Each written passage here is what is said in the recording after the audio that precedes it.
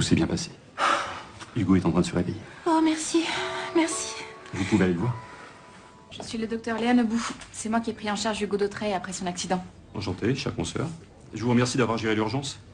Le patient a été stabilisé, ça m'a permis d'intervenir dans de bonnes conditions. Oui, alors justement, je voulais vérifier que vous aviez contrôlé le risque d'hématome sous-dural asymptomatique. C'était un hématome extradural, comme vous l'avez vous-même mentionné sur la fiche de suivi. Oui, mais je pense que le risque de HST existe. Et je n'aurais rien vu pendant l'intervention. Bah, ça peut arriver, selon l'angle que vous avez choisi pour la craniectomie.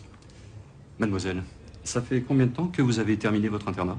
2 mois, mais j'ai déjà opéré plusieurs patients souffrant de ce type de pathologie. Et vous pensez que j'aurais pu commettre une erreur aussi grossière? Oui. Enfin, je veux dire, même avec beaucoup d'expérience, ça peut arriver. Et du coup, bah, ça mérite qu'on s'en assure, vous croyez pas? Écoutez, vous êtes un jeune médecin enthousiaste. Alors je vais montrer indulgent. Donc vous allez tenir compte de mes remarques?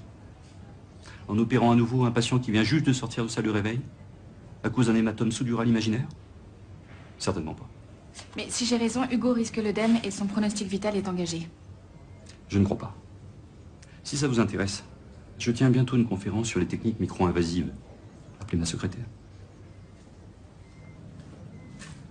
Elle vous enverra une invitation. Tout va bien. Son état est stabilisé. Mais qu'est-ce qu'il a? Il semblerait qu'un hématome sous-dural se soit développé. C'est ce que craignait le docteur Nebou? Vous avez bien fait de réagir vite. C'est une pathologie sérieuse. Et cet hématome, il était déjà présent ou il s'est formé après l'opération? Après, je suis catégorique, sinon je l'aurais vu lors de l'intervention. Bah pas forcément. D'après le docteur Nebou, c'était quelque chose qui était C'est susceptible une complication rarissime. Vu le scanner cérébral, il n'y avait quasiment aucune chance que ça se produise. Mais ça, c'est produit. Donc elle avait raison. La question n'est pas là, il me semble. Qu'est-ce qui va se passer maintenant?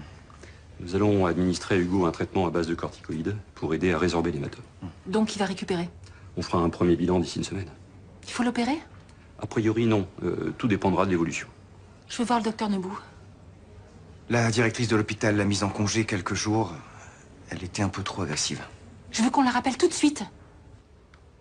Donc voilà l'hématome sous-dural qui comprime la partie gauche du cerveau. Exactement ce que vous disiez. Comme il n'y a pas d'œdème, je pense qu'on doit opérer. C'est trop risqué. Tu crois? Il vaut mieux le traiter par corticoïdes et voir comment la situation évolue. L'hématome est dans une zone très sensible. Il y a un risque de séquelles graves si on y touche. Le docteur Nebou m'a parlé d'une opération éveillée qui permet de limiter le risque. Éveillé? Oui, on endort le patient le temps d'accéder à la zone, puis on le réveille et on lui pose des questions tout en opérant. Ça permet d'agir avec précision.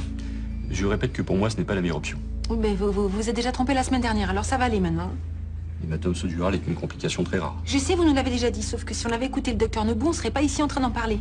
Jacques a fait tout ce qu'il pouvait. D'accord. Sauf que maintenant, c'est très clair. On suit l'avis du docteur Nebou.